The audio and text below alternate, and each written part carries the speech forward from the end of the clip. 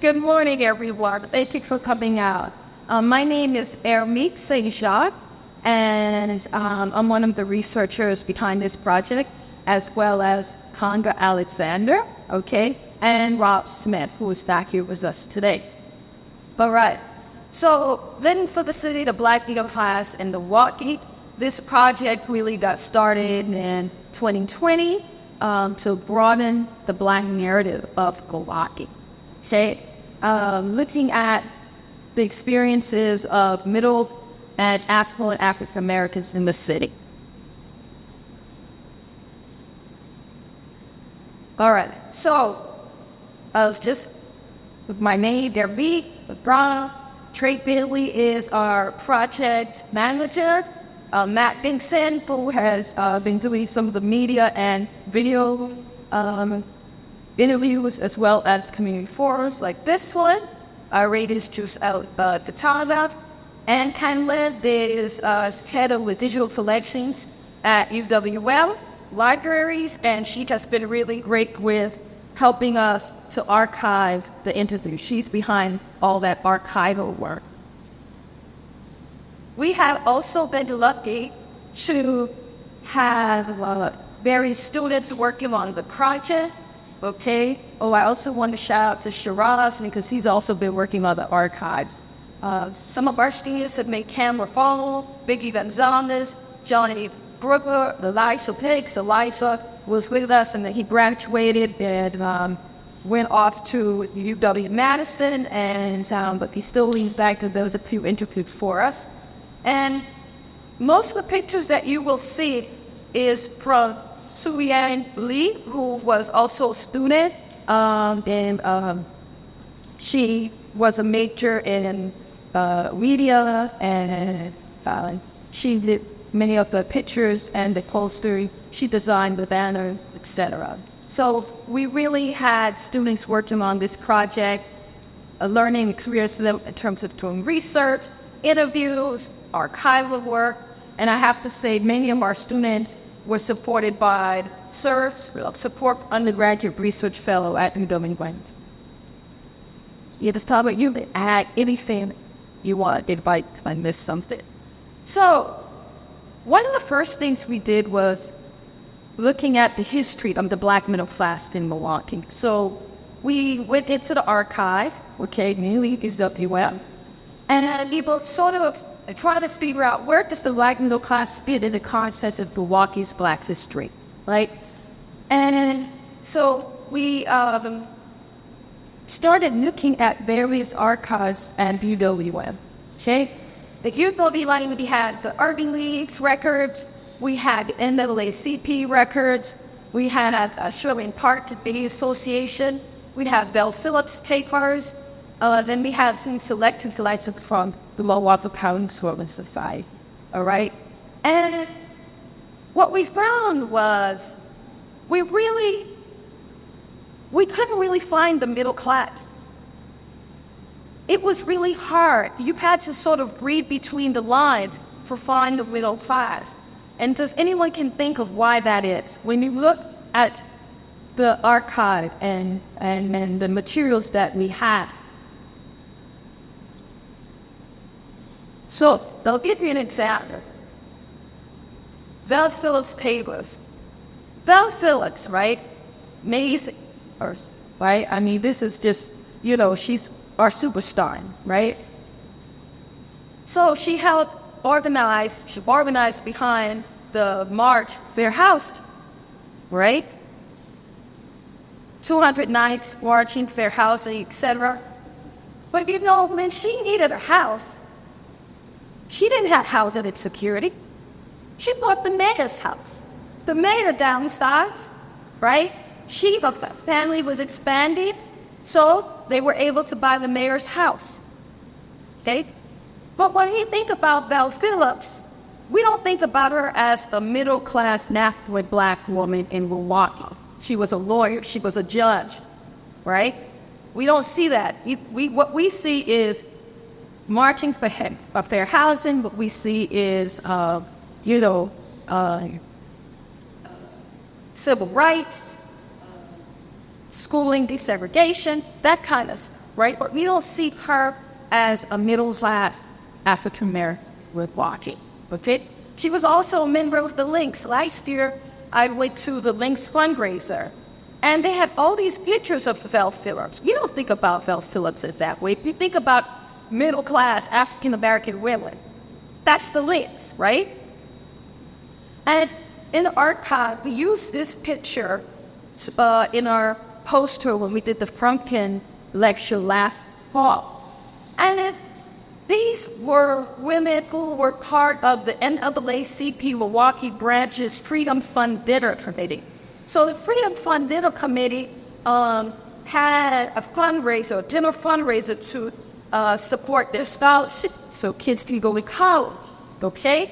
And Val Phillips was a member, and she wasn't at this meeting, okay? But these were very affluent women. One of the women is Hayward, Audrey Hayward, and behind the savings and Lolo behind the bank that really helped a lot of people get their homes, right? African Americans were able to get mortgages and to get their homes. But we see her in terms of the work she did. We don't see her in terms of the life she lived in terms of a middle class woman. Do you all understand that? Activism introduced the headline. The activism gives the headline, right? And the activism is what's in the hot column, right? So really, this is an example of how the middle class experience is kind of hidden. We have to find it. And I'll say it finally with one more state. When we looked at the Urban League records, the Urban League had a job search.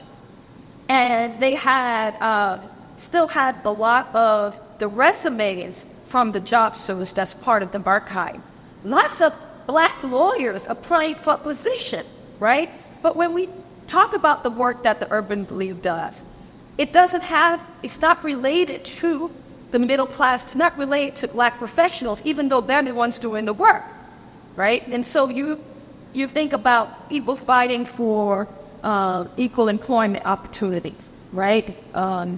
And so when you don't see them as the lawyers behind that in their life. So when we're looking at this like middle class subject, let's go back just a little bit. Let's look at this in the system of slavery. African Americans walk. The issue in the middle class is they actually started Black Milwaukee, right? It was those who were affluent enough to be able to successfully navigate Milwaukee, even during the period of slavery, right? And right after slavery, it still was a middle class society. The issue is it was so small that it didn't impact the city social.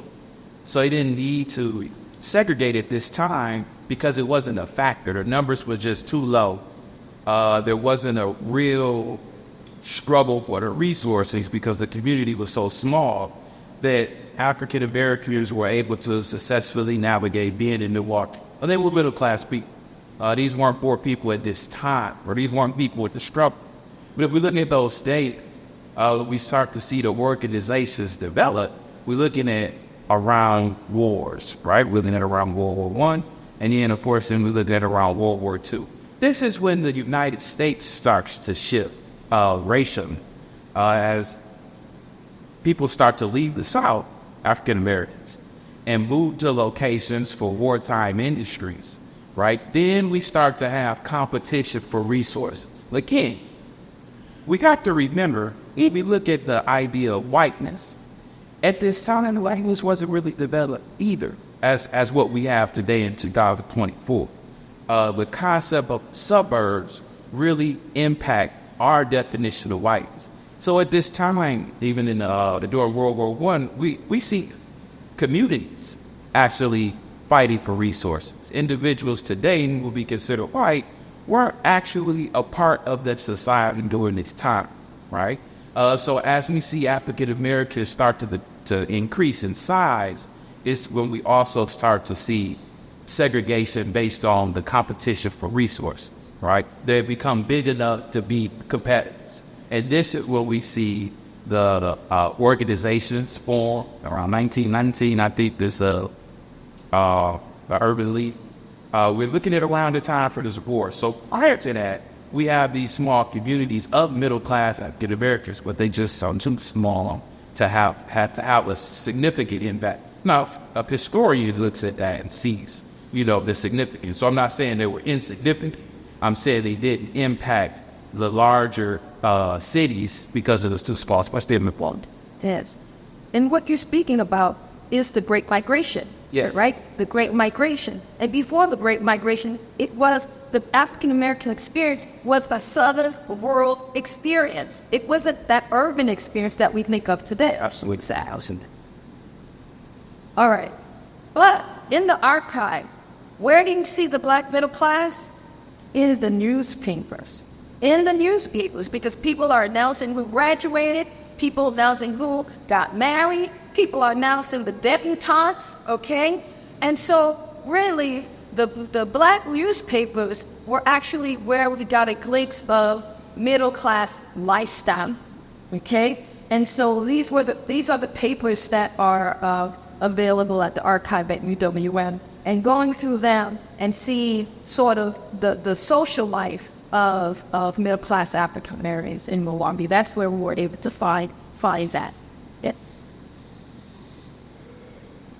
And then the other thing, too, is when you talk about the middle class, okay, we talk about the middle class in terms of decline, in terms of the post-industrialization of Milwaukee, of urban cities. And so when we think about historically, when we hear about the middle class, it's about decline, okay?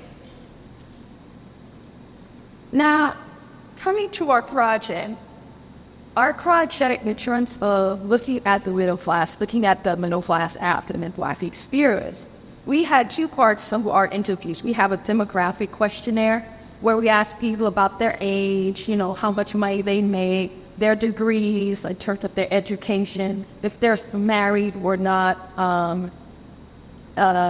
having kids, what neighborhood they live in, etc. The demographic questionnaire is private. That is not part of the interview questionnaire. So the interview questionnaire is what's actually being archived. The demographic information is private. That is sealed and locked. Okay, it will be, that is for us as academics to analyze. Okay, let's look at this profession and compare to this, or compare this age group to that, or compare men to women. So demographic info questionnaire just gives us that background information as academics to analyze the interview, okay? So the archive is being held at UW-Milwaukee, and I'll just give you a glance. If you look at the battery to also click to the archive, I'll just give you a quick glance. It's still under construction. This is the archive, and you can click. You just have 12 interviews up. We're still working on getting release forms and indexing. It takes a while to get them up and searchable. But you could click on the QR codes here, and you can go straight to these interviews that are available. But we're going to have an essay, and it's going to look a lot nicer. It's still under construction, but because people were interested, we made it available. Okay?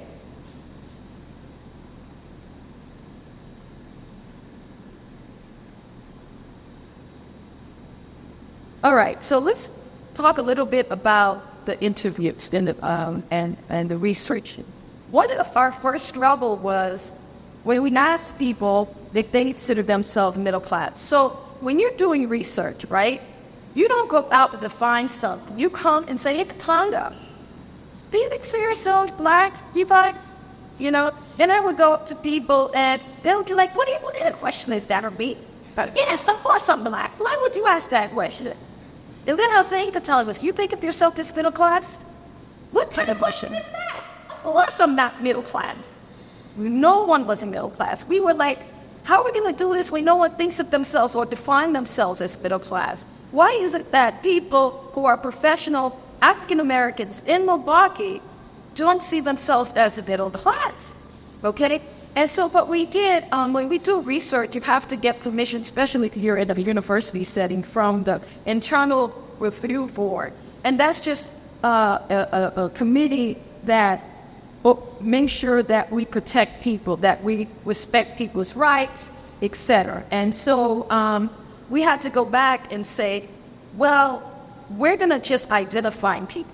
We're not going to ask people if they feel middle class. We're just going to identify them and say, okay, you're middle class, I'm going to interview you. Would you like to be interviewed? Okay? Because people wouldn't identify. Why wouldn't people identify? One, because this city is really a city about blue-collar workers. That's our identity as a city. The other thing we found out when we did the interviews is many people are first-generation middle class. And so they didn't grow up middle class. And the other thing, too, is they might be the only person in their family among their siblings who has a college degree. So they're in households or families where, people are either working new college jobs, people are in different class brackets, etc. So in that environment, they don't feel middle class, even though, by definition, they're middle class. And so what do we mean by middle class? So two things. Pew Center had a survey and did some research, some math, and basically said that middle class is basically 2/3 to double the national median in 2020. Okay, so this is coming from 2020, 2022. And so they conclude that 52,000 to 156,000 annually in 2020 for a household of three is middle class. So that's the middle class definition in terms of income, right? 52 to 156,000. So in the spring, and I was so happy to see this article, Milwaukee Journal Sentinel, had an article, "Are you making enough to live comfortably in Milwaukee?" And basically, homeowners in Milwaukee, so this is Milwaukee City, like many of the people we interviewed were in the Milwaukee metropolitan area, so people in the suburbs as well as the city. So in Milwaukee City, to live comfortably as a homeowner, you need to make at least $78,000. As a renter, you need to make at least $80,000. And I still don't understand why renters need more money than homeowners, but homeowners really estimate. Milwaukee still class makes between $32,843 to $98,540. Okay, the median household income is $49,000, and the reason why is because of Milwaukee has a large percentage of people living in poverty.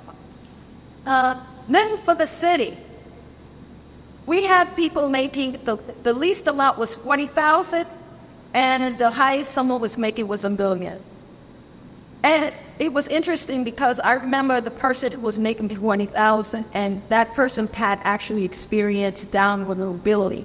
That person was middle class, actually grew up middle class, but because of some choices, and I would say professional choices, the sacrificing himself for the community, did not, could basically just didn't have the income to, in terms of that, but in terms of education and the aesthetics of the middle class style, it was really had that.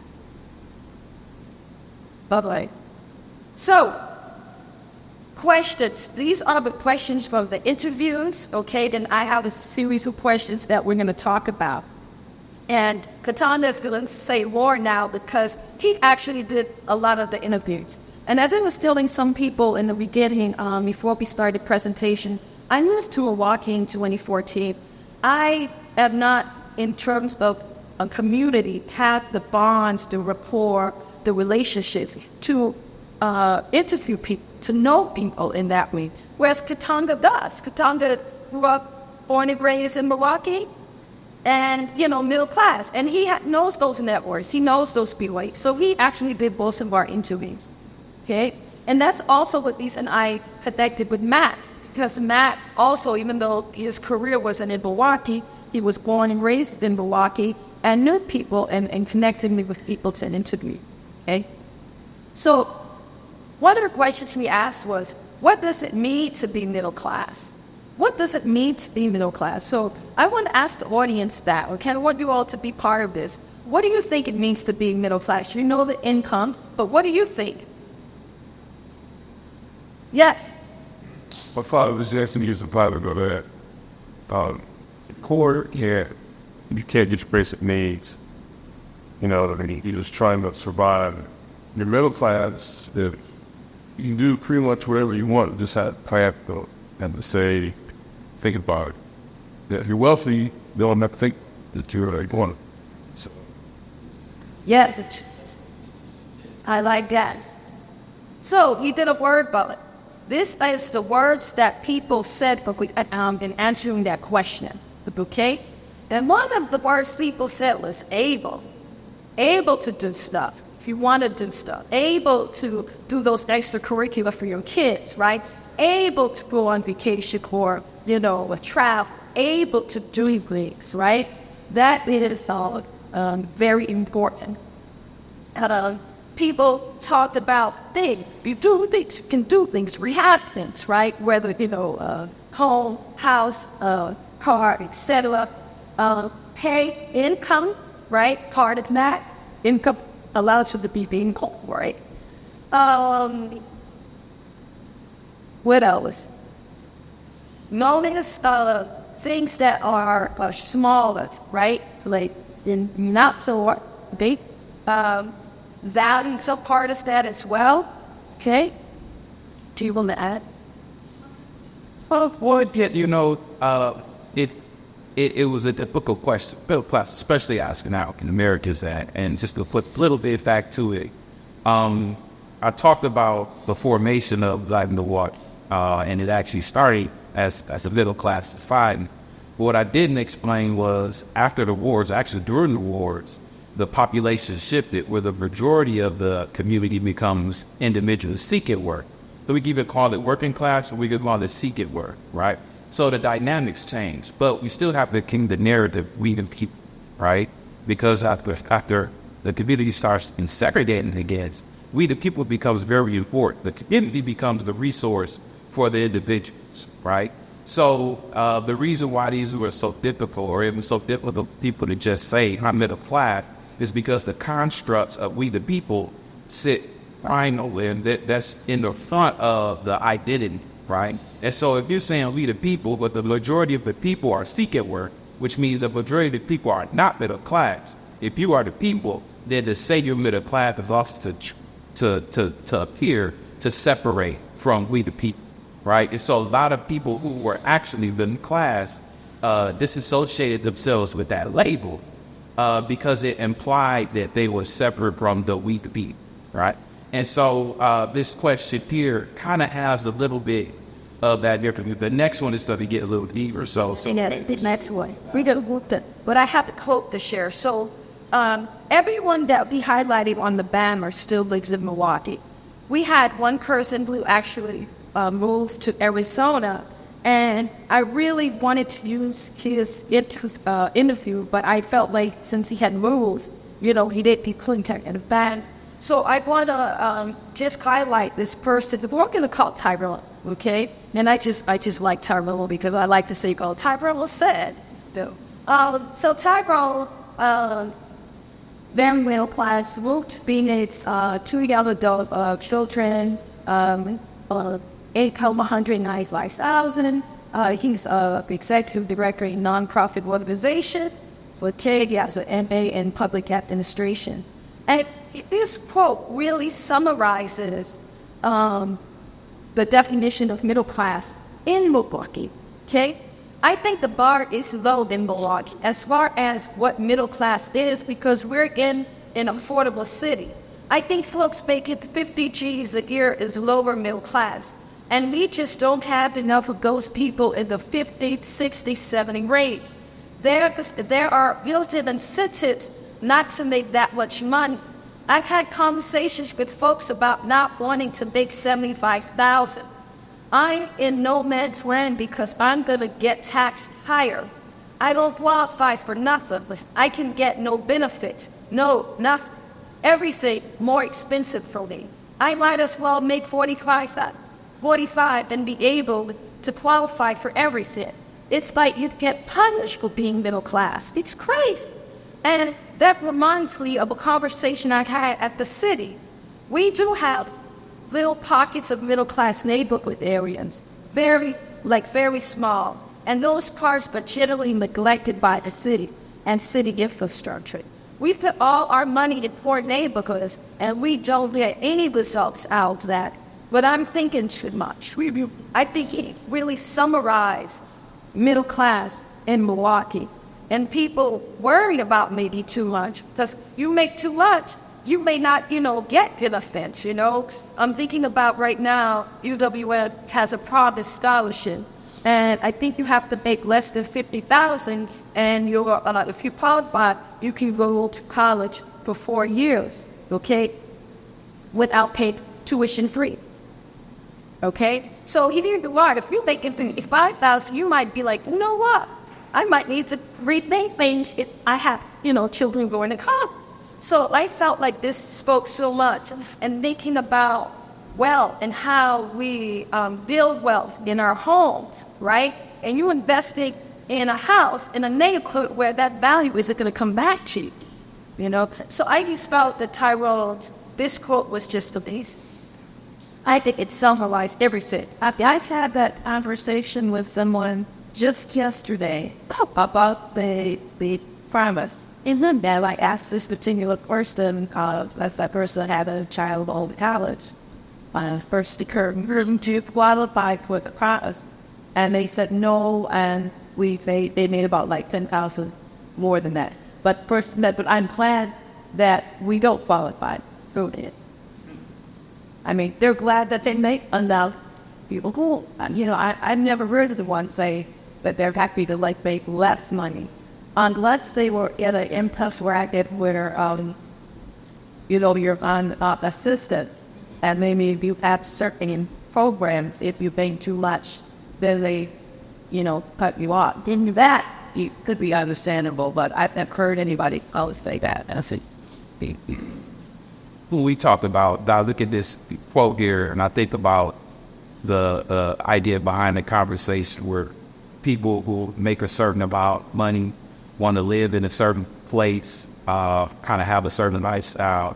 And in Milwaukee, it's kind of debatable. I hate to say it, but people who have acquired this type of income and not all the way there yet to get where they actually want to go, where they want to live at, the places where they want are still too much. So the hidden images behind, or the hidden message behind this is, I'm still not able to acquire where I want to be. I'm just at that line, right? So if I was lower, I would be able to do certain things. It's not desirable, right? But in conversation, hearing this, you can hear this in the mind, then you think, I really don't. I'm not saying I want to be, lesser, but it's saying that certain people get certain resources at certain levels, and I don't get the resources to get what I want to get. It's really the kind of undertone message here. Got it. Then Kitonga actually interviewed Tuckwell. All right, so we asked, what does it mean to be middle class? So our next question was, what does it mean to be Black middle class? So, is there a difference? What does it mean to be Black middle class? And I know this room is full of Black middle class people.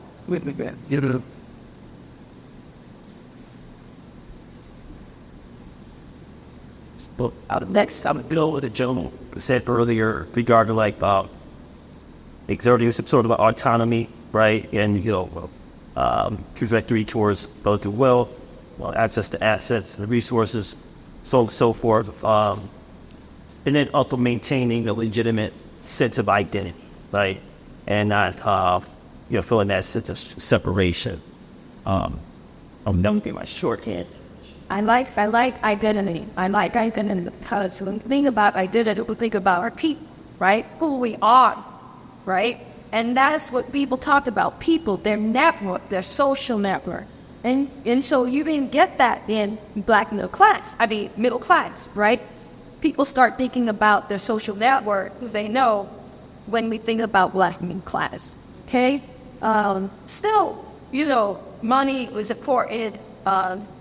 Also, that separated, like Kitonga was saying earlier, that people felt like they didn't want to separate themselves from the people, right? And so being kind of different, okay?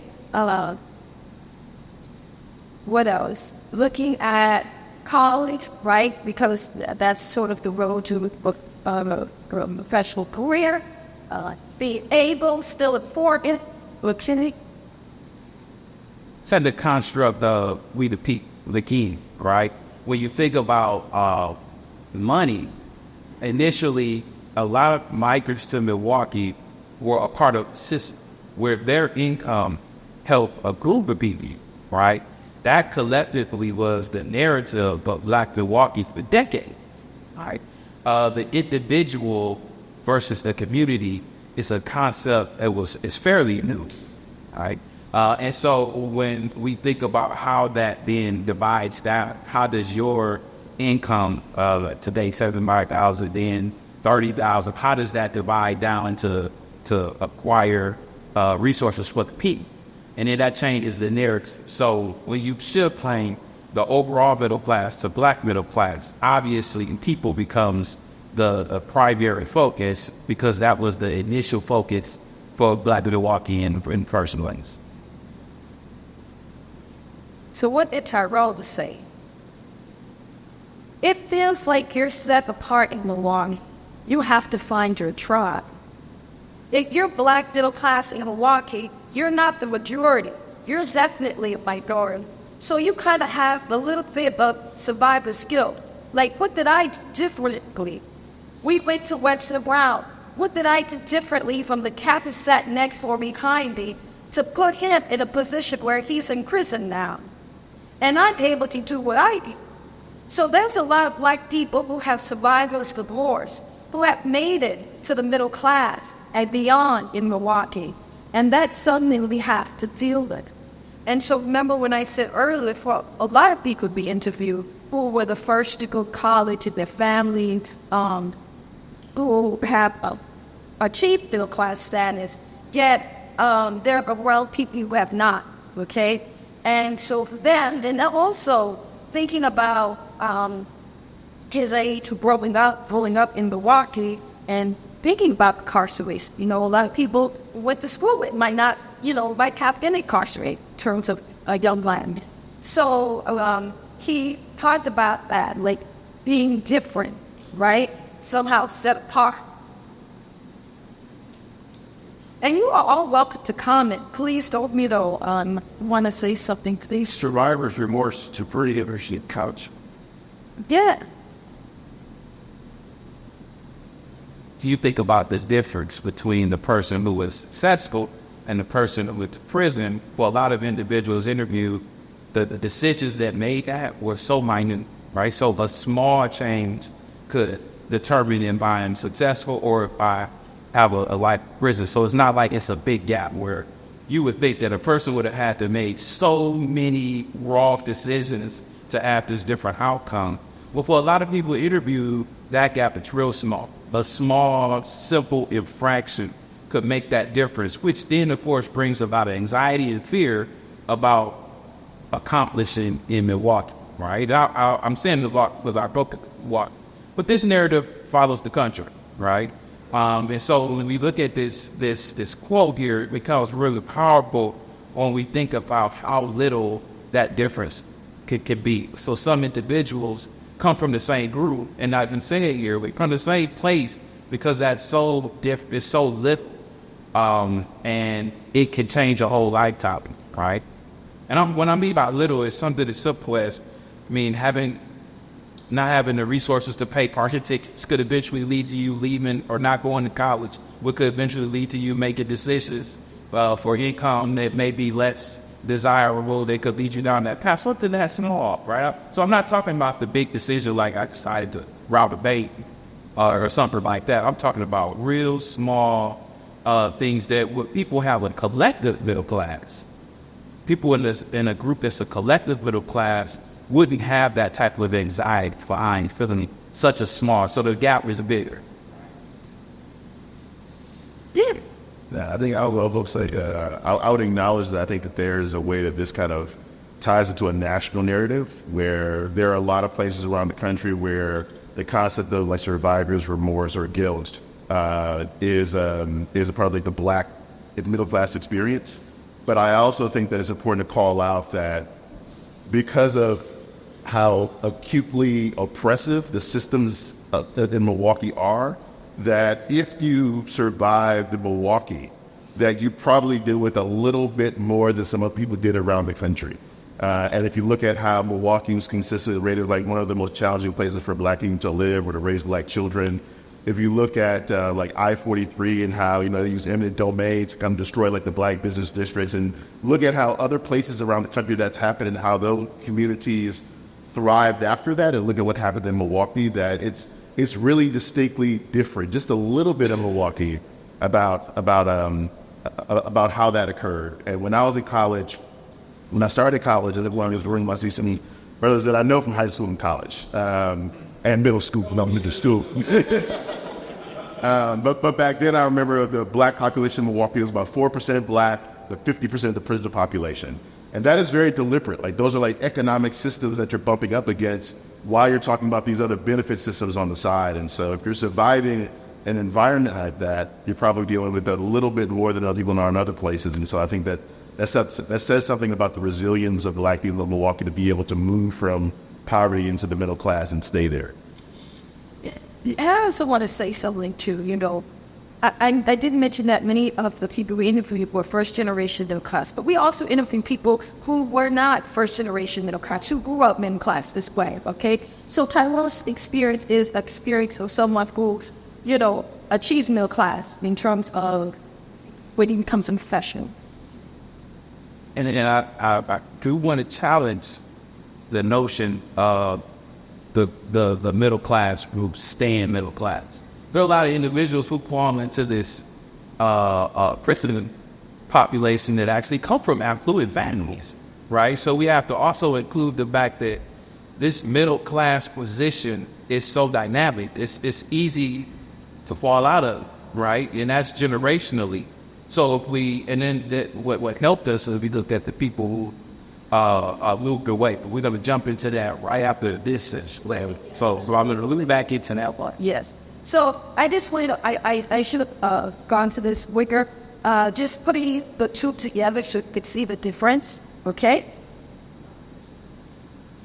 Okay, so the next question was, how do you define your class status, okay? And if we take out class, and because people say class, right? So that goes out. But really, people talking about people, their network, they're talking about community, okay? And so for that, class is really about who your tribe is, okay?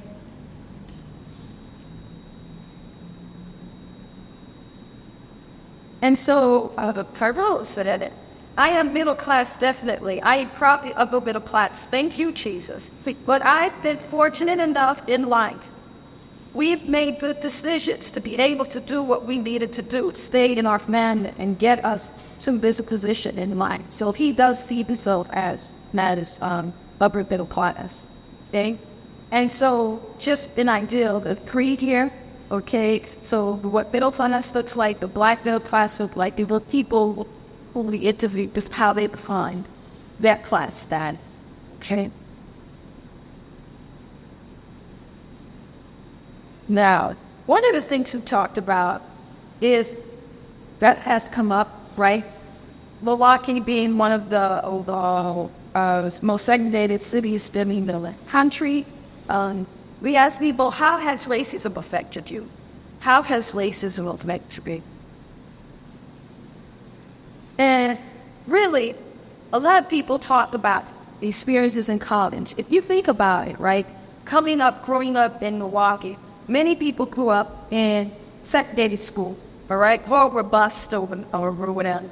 And for many, actually interacting with white Americans started really in college, right? You go to college, now you're in a different setting. You're actually a minority, might have been a majority in high school, right? So those experiences, college experiences, people talked about work, right? People also talked about, we even talked about, living in Milwaukee, the school, thinking about their credentials, okay, of the underestimated. And so Tyrone said, it's a tough city. And I think there's a lot of people trying to make it better. But I just think that's an uphill climb. I honestly feel it might take generations for us to get back to where we need to be as a people in the city. I know for white people, Milwaukee is the best. I'd be the happiest person if I was a white person. Because from my experience hiring young white people, they either move to East Side, Bathing, or downtown. They have zero reason to ever drive on Honda. So from that perspective, Milwaukee is beautiful. If all you ever see is Bathing, East Side, than downtown. So I get why Milwaukee makes those ranking, like best places to visit and stuff. And so the Tyrone's really talking about is how segregated our city is, right? Right? There are people who never go up front with life, right? And so they have a very different experience of Milwaukee. Do you want to? Oh, on size. So I remember reading a study once that said that Milwaukee has one of the lowest rates of white-black interaction of being on the same street in the state, or in, not just residentially, but even going about your daily routine. Just to back up what Tyrone's saying. Yes, and that really speaks to the fact that there is high racial residential segregation, right? We don't have a lot of mixed communities or neighborhoods, right? And so how do you interact with people? What spaces do you interact with people? So that's why, yes. And unfortunately, in Milwaukee, that's historic, right? That actually predates black and white dynamics, right? Milwaukee has always had secluded groups, and that's based on racial identity or identity itself. And then I'm predating this before the black migration to Milwaukee, right? So as African Americans come in, they'll come into former German neighborhood. That at this point, it's a Jewish neighborhood. These individuals are also segregated against. And that's why I said earlier the definition of whiteness wasn't really formed yet either. A lot of those individuals were allowed to then, over time, join the association that we call whiteness, right? If we look at black and white as groupings instead of just purely racial identities or ethnicities, if we look at that, those groups did become white, but then, of course, African Americans are not. So they never transitioned into this unified group that we know as whiteness today. So that then forms this. And then we look at those communities, East Side, Bayview, downtown, downtown. It's really not. Unity, I would argue that. But we're talking about where individuals or families have been in the middle class for generations, right? So we've taken this back to that whole community of middle class versus first timers or people who are going in and out. We're really talking about resources here, right? It's not just about if I'm able to live with a person of a different racial identity that makes me successful or it makes me good, right? We're talking about where resources are pooled, right? And so that becomes, again, that's the backdrop for the conversation. Like we can have that overstatement, right? But behind that, it's really a conversation about resource. Yes. I want to be careful what I say. I'm a little ahead of the curve of the people in the room. I've lived in Milwaukee for a lot of years, probably more than anybody in the room. I have a different perception on the discussion as it's going, and particularly from Tyrone's standpoint. So it's a discussion to be had, not at this point with me trying to make it, but to be had is probably just studying it with a little bit more differences from the people who may have been here a little bit longer. And part of it is things I remember from Milwaukee black population was fewer than 10,000. And how Milwaukee's black population expanded fairly rapidly, which makes a difference in how cultures get created and grow. Part of the problem I've had historically in the thinking in our Black community is we've not put enough emphasis in making sure our culture grew similarly or in a similar manner as the German culture, as the Polish culture, which were the two dominant cultures in this community when we started coming here in numbers. And those numbers started in the late 40s because of World War II, in the 50s because of the industrialization of this community based on the need for the war and the after war. And so there are some hurts that you go through to get over some hurdles. But I have a different perception of how I've gotten over those hurdles and what I've accomplished that I'm kind of hearing from Tyrone. One of the questions I do want to ask is, it's a tough city. What are other cities like? Are they as tough? I went to Atlanta in January of 1973 when there was a country town with two interstate highways crossing through it, and most of the people were considered poor. Now look at Atlanta. I talked to Mayor Jackson in the 80s when he had accomplished some things related to the airport, and how he got it done was the way you probably can't want to get things done most of the time. But when you can't make people do things, we have to find other ways to coerce them to do things. I'll end on this note because this is a discussion to be had in a little bit different setting. Did you go to UW? Yeah. What is your mascot? The Black Band. What do they call it? I know. What were they adopted? In the mid-70s. 60? Late 60s. Yeah, 60, yeah. Late 60s. How did that happen? And I'm asking you, it is a rhetorical. Yeah. You actually told me when I interviewed you, it's the alphas. The alphas were at UWM, and No, I understood what I did for my chapter, but you put it in. and if you find a product, you didn't tell me whoever it's black and gold, it was the alphas. And I was staying it, put me But the fact that I'll raise you up the fact that UWM adopted them as the mascot and the colors, which they still carry. Now, most people don't know that, but that's okay. I guess the point I'm trying to make is, having been here a little bit longer than most of the folks in the room, I've had slightly different experiences from those folks. I was on the cutting edge of quote-unquote integration, if you want to call it that. However, 7th and Walnut was a hub of the Black business community. And there were at least 30 people who put themselves in a room in 1950 that looked, well, most of them were darker than myself, who were business owners and or professionals, and who considered themselves middle class. I could talk about Attorney Dorsey, who lived on 7th and North Avenue when his child was growing up.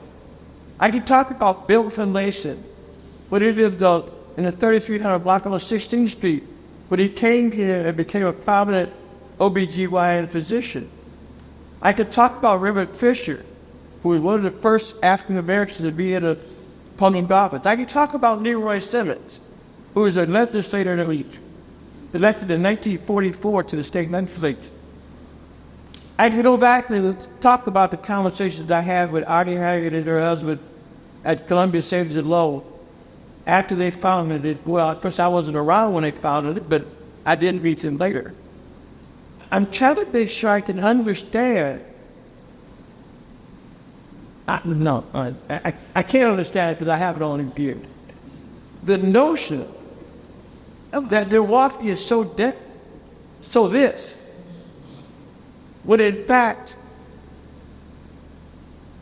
most cultures go through that when they're new in another person's culture. Okay?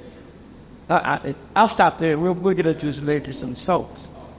Yes. Yeah, better. So, being young, I'm 45, and so growing up in Milwaukee, especially during the 80s and things, and then, you know, kind of looking at the observations, I was listening to what he was saying in terms of it being a tough city and then making a comparison to Atlanta. And I think it's a little bit difficult to identify exactly what the problem is. I think there's this question of, in the sense that there a progressive mindset that may be different in other regions of the country versus here in terms of that uphill climb and that battle.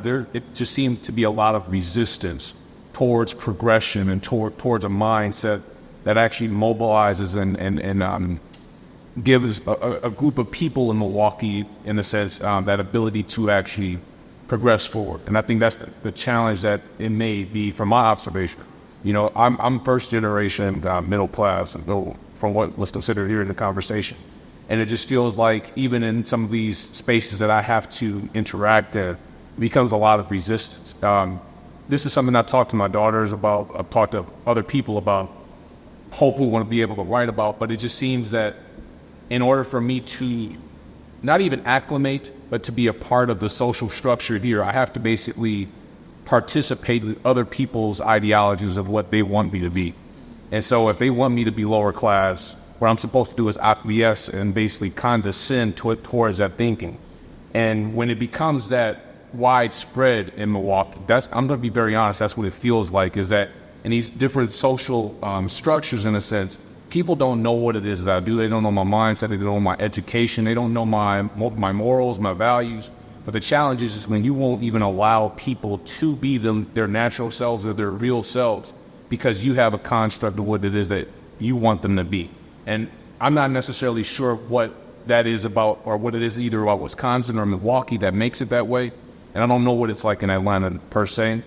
There's an interest that I would have to kind of know if there's a different mindset in Atlanta. Is it a sense of everybody's kind of in a true melting pot and everybody kind of started the same as maybe poor?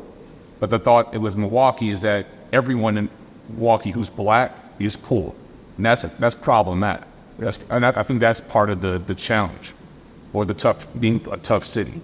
And then go ahead. Such a great conversation. To just add to it, we cannot forget the structural racism, because this plates me. I'm an immigrant to this country, so when you talk about, a collective nature of how we do things, absolutely. Work hard, we, pool money together to support each other. But looking at historically, and I grew up in this country, I came in the early 80s, and I loved living in this city because I had white folks that lived on my block. I lived in the Sherman Park area, a block from the park. And the connectedness that at that time that we had. So, I had neighbors that weren't all black, right? But the structural racism that I think about when it comes to our educational setting, when it came to redlining, when the highways were driven right through, black communities that were thriving, right? I don't know when you're in the industry, right? That means you're in open. What major city in this country didn't interstates go through in the major part of the city? Okay? So I'm comparing that notion with the notion that Milwaukee was so deprecated by it. What I'm saying is that was the practice at the time. You take the least expensive land and take what you want to do with it, and you use it. Okay? So it's not necessarily. So the question that you raise is, what about the freeway going through Whitefish Bay, Fox Point, Mequon? What about that one? That's all part of the state one. What about it going through the southwest? Resources. Yes, yeah. My point, yes. But that makes the biggest difference is the resources were totally different. And a lot of those communities, if you look back at the records, a lot of those communities made sure they dictated where the highway went. So for the individuals in, let's say, the black communities, and that's not just in Milwaukee, if you look at the Bronx, it's the same story. Those communities were decimated by things like the highway, but they didn't have the resources to acquire that where they were at before. Even if you look at Milwaukee, I like that you brought up Atlanta. Atlanta was enterprise type, right? And it was allowed to, I'm using the word allowed to very loosely, but Atlanta kind of built this enterprise to the point where today we recognize Atlanta as something special, right?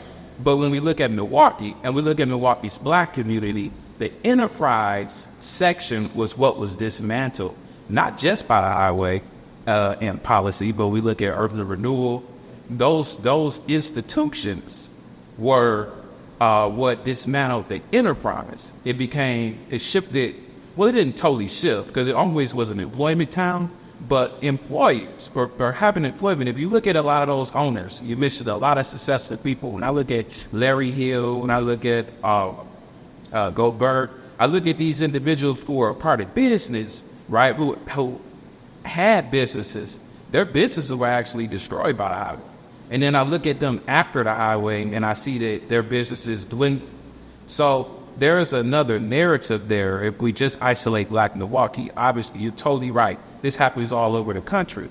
But if you look at those cities across the country, there are a lot of towns that have dysphoria that still to this day have some heavy impact from that. So Milwaukee's enterprise establishment, their enterprise was dismantled, and we just have the employment. Now, that alone is not saying it destroyed it, but here's the kicker. Employment also didn't leave, right? But we impact or we factor in the industrialization that really starts in the 70s. So if we have this shift, now the businesses are all going to dismantle. We have this shift to employment, good jobs, people we get good pay. But now we're starting to see this decline. But the entire time in Milwaukee of deindustrialization, which if you look at 1970 all the way to 1990, the entire time that deindustrialization was increasing, so was the population of African Americans. Yeah. So Black people still kept migrating to Milwaukee, even though the jobs were decreasing in Milwaukee. Now, when Tywin tells his story, he doesn't have the history of the enterprise that like you would have. He missed that whole period of this vibrant community, and he only comes in to see the dismantling. So his story or his idea is going to be different because he's not able to say, but I remember, right? So it's just a different thing. It's all collective though, it's all accurate. Is it that always the way you saw you? Yes. Probably. Before you had your hand up and then Joanne. I don't want,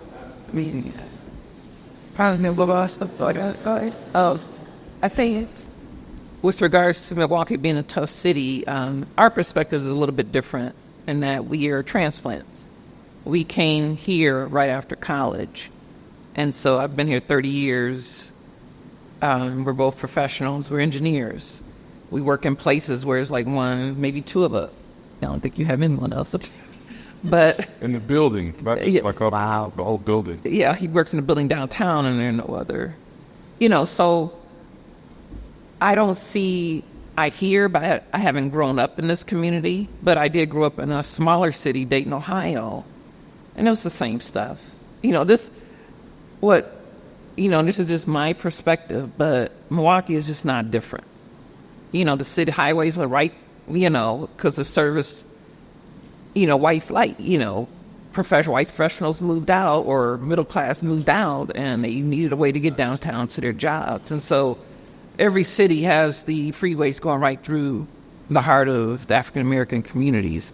But when we came here, we didn't move out to Mequon, Sherwood, Brookfield, anywhere. We built our house in 53205. And so we live in a small middle class community right outside downtown. And we've associated with groups that are like us. We're in a fraternity sorority, comprised of college graduates, middle class. I'm a member of Jack and Jill, middle class families. The events and the things that I've gone to and participated in where I've met people are all middle class. Our kids went to the same school right at 27th Street in Highland Community School, which was very diverse to be right in the middle of the city. So I think we don't have that connection. And I think because we don't have that connection to a lot of the poor, people in the city, we don't have that struggle of being pulled or even feeling guilty. But we do love living in the city. We wanted our kids to go to diverse schools, and they have, and they're doing well, but they just never had that connection of having like cousins and so forth, and seeing the struggle from that perspective. They just haven't, because we left our community. I was from Gary and, settled somewhere else. So, but if we were living in our communities, it might be different. Yeah, they have some cousins in Gary. Well, I was just going to say, and we discussed this when we did the interview, that there are different generations of Milwaukee middle class. Yes. There's the generation, I consider myself third generation Milwaukee middle class. My grandfather was a minister, so he was in the middle class. My father worked for the post office, which made a lot of people in the middle class. And then there's me. And I always considered myself in the middle class, although many people did not, but I did. My family came to Wisconsin in 1864. Wow. I think I'm one of the longest living families in Wisconsin, black families in Wisconsin. So you can see how the middle class changes from generation to generation. And what Tyrone says is how he perceives the middle class in his generation. I perceive the middle class differently because I saw a different middle class. And the same thing with Kurt. His family saw a different middle class. And to understand who we are in Milwaukee, we have to recognize and give credit to the middle classes that came before us. It didn't start in 2024. It started in 1994, 1984, 74, 64, 54, 44. And so we have to look at the middle class as it has changed and how we hope that it will continue to change. And it's not always money. And it's not always resources.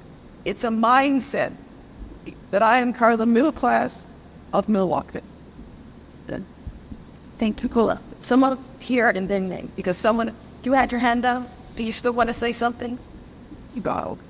No? Okay. Go ahead. There is a gap in how people view Milwaukee and their experiences. I came here in 1948, my parents from a little town in Louisiana. And there's a whole bunch of people who came from that region. And the people in my experience growing up in Milwaukee, I went to Palmer, I went to Lee, I went to 20th Street, I went to North Division, as did my friends, and a lot of people from my church and my relatives. I guess we were poor. I guess I didn't know we were poor, but we were poor. We were a working class family. My family came from the cotton fields of Louisiana, migrated here. My dad was lucky to get a job at American Motors, a good job, eventually. That took some time. Bought a house on 19th and Meineke. Then bought another house closer to Hopkins eventually. I'm first generation to go to college. All my cousins are first generation to go to college. My kids went to Milwaukee Public Schools. I had great experience in Milwaukee Public Schools, great experience at UW-Milwaukee. My kids talk about great experiences they had at King. We lived off of 50th and Congress, which was a working class neighborhood, integrated, went to Congress school. I don't know what happened. And my friends would say, what happened? And people's experiences are what they had. But I didn't know what happened and where it got so, where the ship turned, where people felt so that they didn't have opportunities. And yes, there was discrimination. We were volunteers for the housing and would go in and be test cases during that time.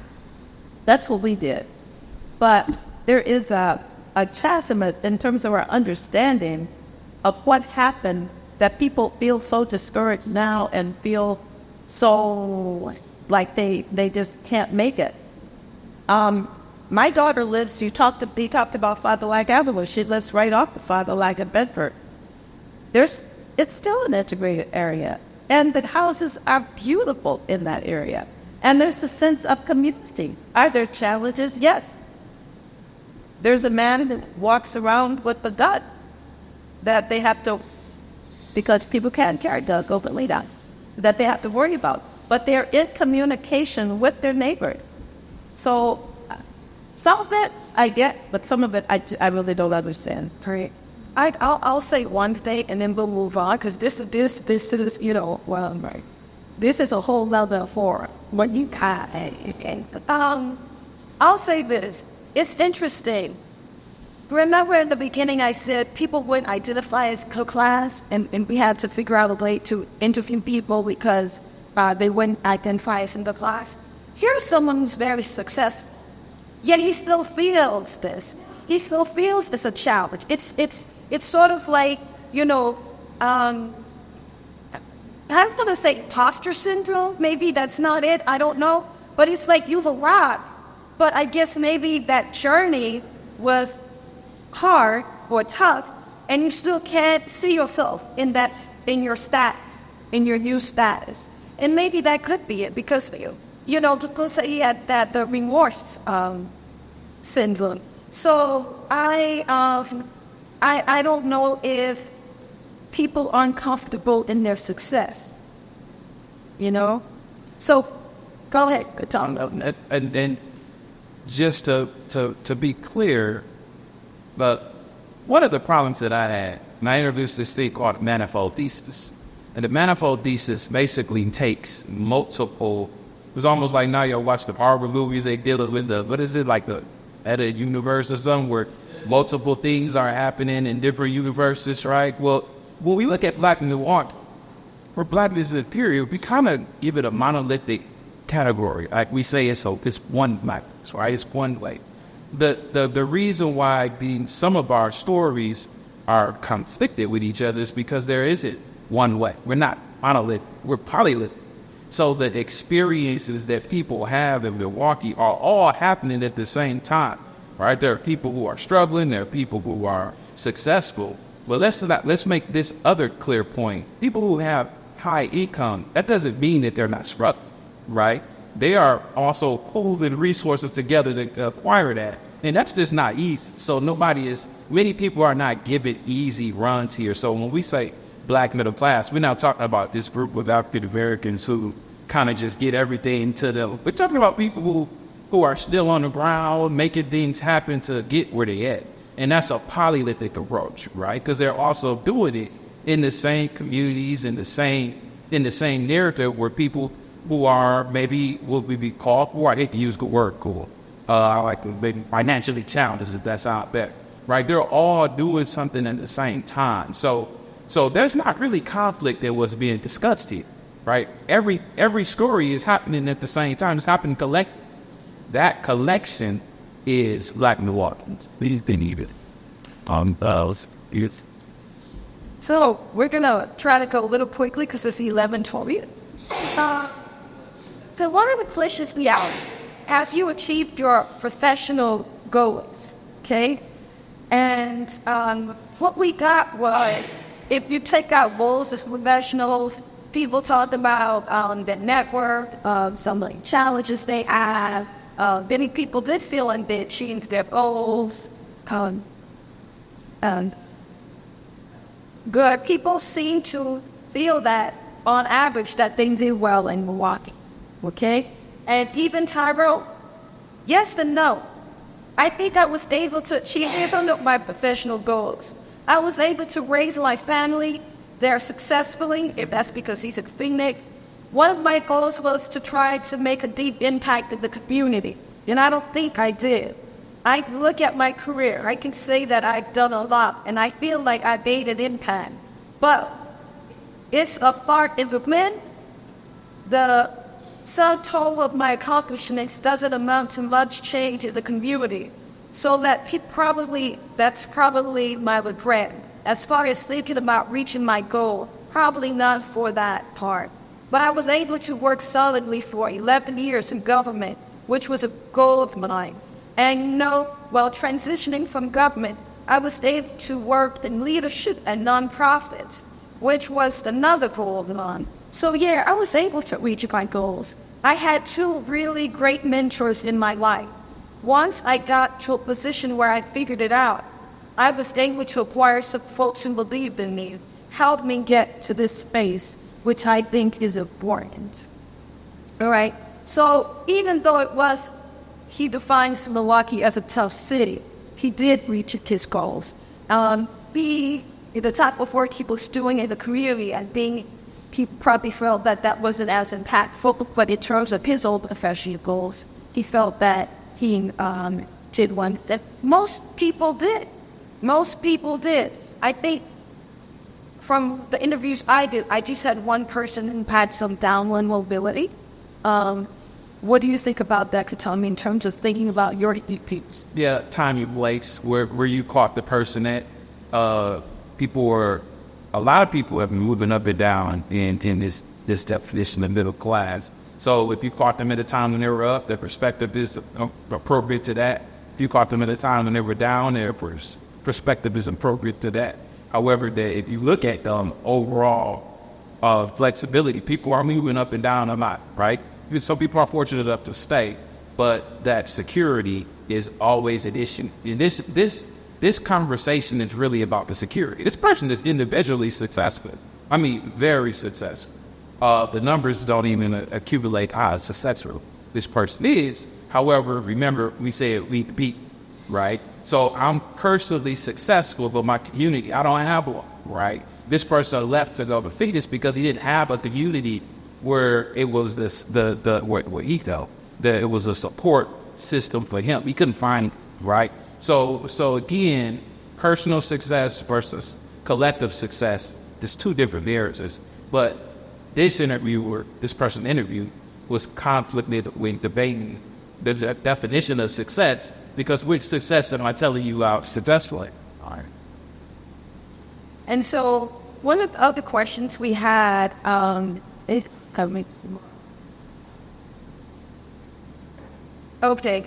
Because of the brain drain, and we're talking about the Black middle class, we asked people if they considered moving, okay? And if so, where would you have gone and why, okay? And so people talked about moving in relationship to the family, okay? A lot of people talked about thinking about going south, okay? Atlanta, Texas, Houston, Dallas, North Carolina, some people, Arizona, Phoenix mainly, and I keep telling people Phoenix has run out of water people, okay? Say in Milwaukee, we have tons of lawyers.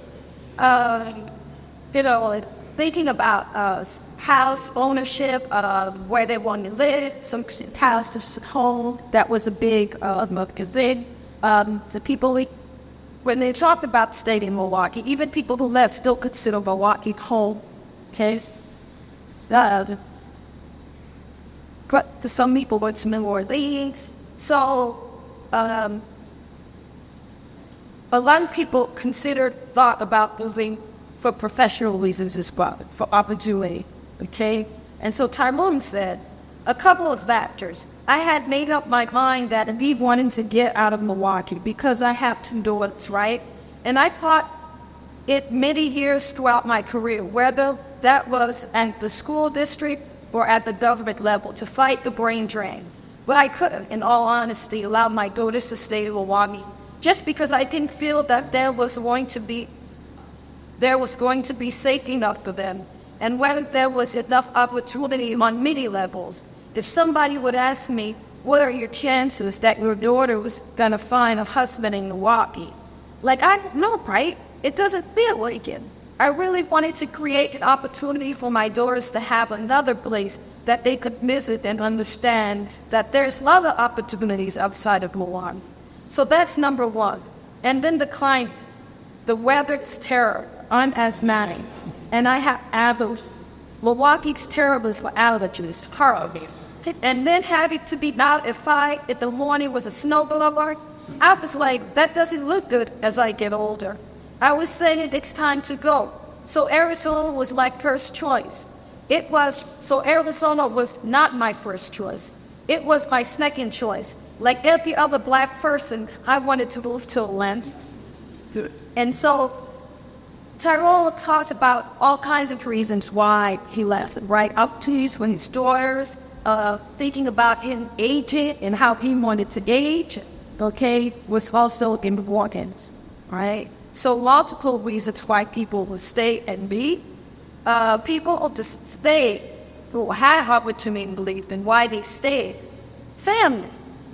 Their family was in Milwaukee. Tyrone, his parents are still in Milwaukee, His stepmother's in Milwaukee. His family is still in Milwaukee. And he actually, when he ended the interview, he said Milwaukee's still home. And finally, I didn't want to end without saying, well, what are the benefits of living in Milwaukee? What are the benefits of living about? And people talk about people, their community, right? Their social network, right? Their neighborhood, family, all right? So there are reasons, especially emotional, to stay. And people that leave Milwaukee also still serve as Milwaukee.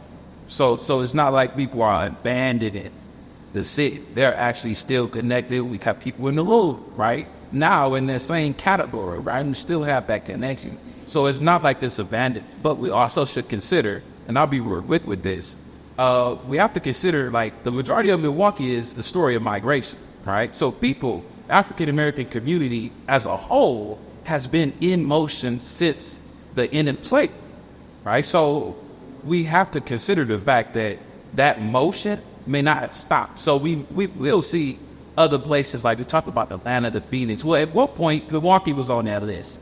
And that's how a lot of people got here, right? Because Milwaukee, it's a place with its jobs. You could go up there and get a job, right? And so that's what caused the community to get so big, right? The population in a decade tripled, right? In the 50s, it tripled, right? And so we're talking about this motion, and we're still in motion. So it's not like where you are is where you permanently are. We have stories in the room of that being not the case. And that's the case, that we're still in motion. And I've had to leave that because the Cold Fontaine will really talk about his neighborhood, he was in Heritage neighborhood, was living in the Heritage neighborhood, and he talked a little bit about the challenges of being there, but he also loved that neighborhood. And he also talked about just the people that he left behind. So, there's a lot of those things about Milwaukee. And like many of you said, Milwaukee is different from other places, and there are multiple experiences and stories to tell about the Black middle class Milwaukee. And this project is really about broadening that narrative and saying, hey, look, it's not just about incarceration, and it's not just about eviction. There are people here in Milwaukee more successful. There are people here in Milwaukee love Milwaukee. And it's interesting that you all moved here, after college. And me coming after getting my degree and then coming here to work, having a very different perspective of Milwaukee. I tell people how just amazed how affordable Milwaukee is for me. Compared to Denver or South Florida, which is my personal experience, and the people that I meet. And so I think it's really important to just highlight our stories of Milwaukee. Yeah, I think I totally agree with that. I will argue that Milwaukee is unique. So it is the same as a lot of cities, but it does have some uniqueness.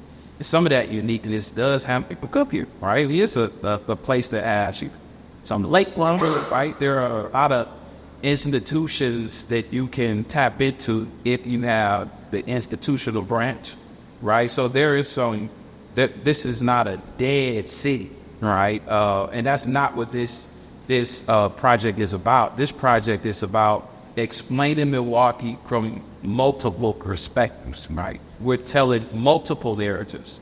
So we're not saying this is a single story. We're saying all of these stories make Milwaukee, and in doing so, we're trying to actually bring out this black at a glance element to it that has been hidden from most of the popular media for some decades. Yes. Like, what would you, that was High watermark for the black middle class in Milwaukee in terms of like the size of the black middle class and like their stability? Or do you think is it ascending? Is it shrinking? Is it? Yeah, the population has always been on an upward level. And it's kind of teetered now. But when we're looking at like from 1930 to 1950, and we see the tripling of it, right?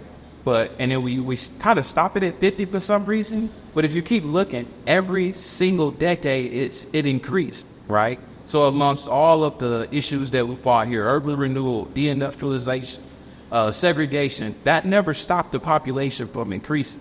So it goes back to the narrative that like it is what it is, right? I love that was brought out. So I would say that it has always been on an incline to maybe more recently until where people, are kind of moving more. Any other questions? And yes, I'll be here.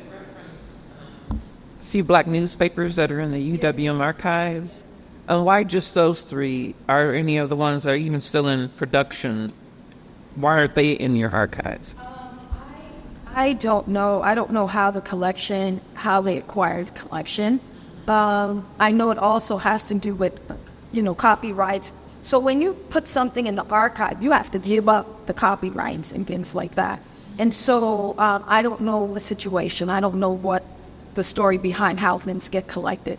Olivia might have an idea of how things get collected. She's here on staff at Milwaukee County Historical Society, but I don't know. I just know that's available. That's at UW-Will. Yeah, that's so there are other access tunnels to get to other black papers, not even just in Milwaukee, but nationally. And a lot of those older black papers have been becoming more digitized. So the easiest way to get to those papers is online, right? Even some of the Milwaukee papers, like the Defender, you can access them online. Yeah, and then it comes up about a long time. The library has built copies of, like you'll say, they're not digitized, they're not indexed. Yeah. And I'm just, so sorry to try to. Yeah, absolutely. And that work is all on that. Absolutely. But that's the movement trend is digitized most of those papers. So they actually, and talked to somebody there, they were actually hoping that they can get that. They're still doing the journal and those papers. And those papers become paramount for historic research. Because a lot of times when you look at the journal for instances that have happened, and then you go look at the black papers, you can see a different narrative. Of course, the black papers have been more in-depth reported, and sometimes those papers actually influence the journal and the Sentinel at the time that so they're very important papers. But like I said, those were the ones with UWL. There are other elements or other ways to access them through different channels. Yes. This was great. Again, thank you. I was fortunate enough to be one of the individuals interviewed.